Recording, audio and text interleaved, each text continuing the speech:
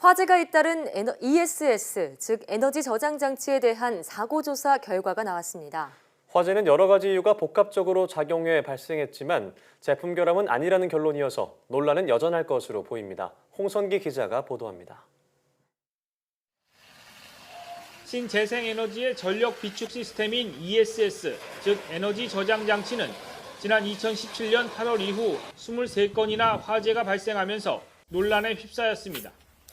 민관합동조사위원회가 구성됐고 5개월여 동안의 활동 결과 제품 결함이 아니라 관리 부실에 의한 것이라는 결론을 내놨습니다.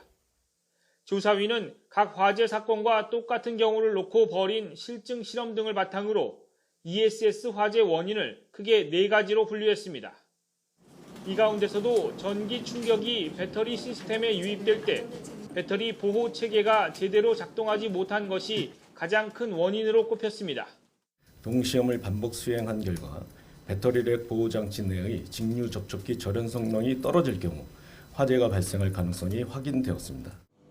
또 산간이나 해안 지역에 설치돼 이슬과 먼지에 많이 노출되는데도 관리가 제대로 되지 않아 화재로 이어지는 관리 부실도 주요 원인으로 지목됐습니다.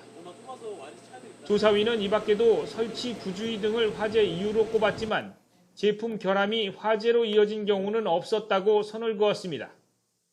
일부 배터리 셀에서 극판 접힘과 같은 결함이 발견됐지만 실험 결과 화재로 이어진 원인은 아니었다는 겁니다. 일부 배터리 셀에서 제조상 결함이 발견되었으나 해당 결함을 모사한 실증 시험에서 화재로 이어지지는 않았습니다. 다만 조사위는 제조상 결함이 있는 배터리가 가혹한 조건에서 장기간 사용된다면 위험 요소가 될 수 있다고 밝혔습니다. 결국 수많은 화재 사건에서 제조 결함은 없었다는 결론이어서 논란은 이어질 것으로 보입니다. 조사위는 다만 배터리 보호 시스템이 전기 충격을 차단하지 못하거나 열악한 환경에서 성능이 저하돼 폭발하는 것은 제조사의 책임으로 보고 있습니다. 정부는 ESS 화재 재발을 막기 위해 5개의 전용 건물 설치를 유도하고 소방시설 설치를 의무화하는 동시에 흑화된 소방 기준을 새로 만들기로 했습니다. YTN 홍성기입니다.